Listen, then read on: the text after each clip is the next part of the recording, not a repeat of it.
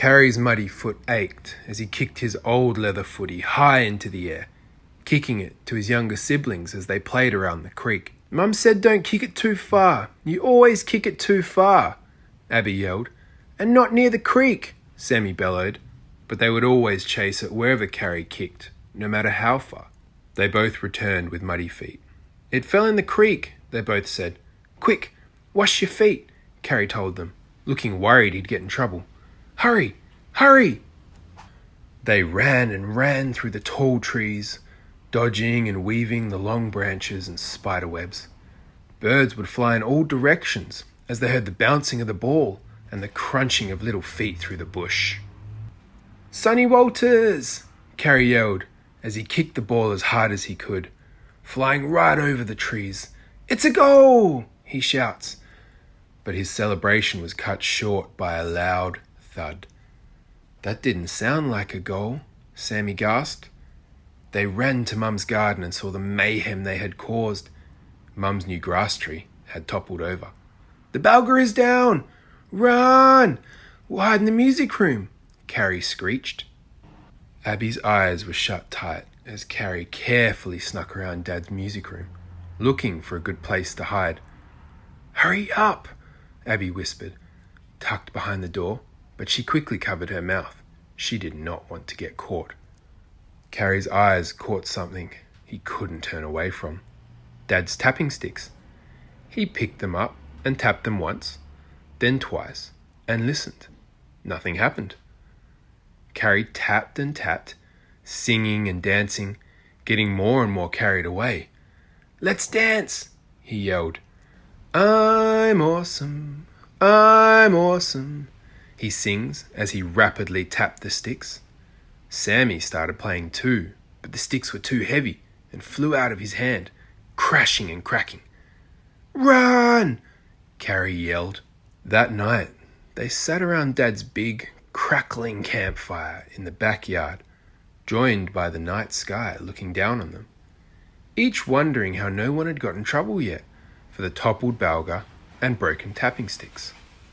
They all sat in silence until Mum came with a tray of treats. "Fresh carrots from the garden?" she asked. "The garden?" quivered Carrie.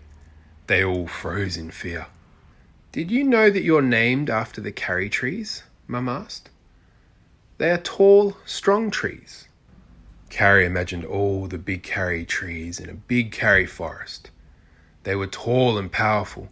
As the wind blew through their branches and leaves, they would flow back and forth, but the carry remained steady. "You are a young, growing carry, but a strong carry, and big ones and little ones will follow your example." "I don't want carrots," said Sammy. "I want a marshmallow." "Yeah, marshmallows again," echoed Abby. Would you like a carrot, Carrie?" asked his mum. He looked to his mum and realised who the little ones were. Carrie grabbed a carrot and took a big bite. He said. Abby and Sammy were suspicious at first, but they too grabbed the carrot. Crunch, crunch, crunch. Later that evening, Mum walked past Carrie's room and saw Carrie painting pictures of the bush with his little brother and sister. "Did you know that those big balgas could be 300 or even 400 years old?" Carrie told his siblings. "Wow!" Abby smiled, and Carrie smiled too. He couldn't help it. Neither could his mum. Abby and Sammy held the wood tight as Carrie glued their dad's tapping sticks back together. They tied a bow on top with the reeds from the creek and gave them back to their dad. "Sorry, Dad," they all said in unison. "If you're going to play these, I'd better show you how," Dad said with a cheeky smile. Carrie, Abby and Sammy all danced away to their dad's tune. Carrie's eyes were heavy as he lay in bed that night. Sammy's head poked down from the top bed bunk. "So what are we going to do tomorrow?" he asked. Carrie thought for a second and said, "What do you want to do?" "I want to plant another tree for Mum," Sammy replied, "so that one can live for hundreds of years too." As the sun rose over their beautiful house, creek and garden, Carrie, Abby and Sammy all helped Mum plant a young tree. Come with me, I've got something to show you, Carrie said, pointing to the creek. They all walked down to the creek and watched the water flowing. Carrie smiled.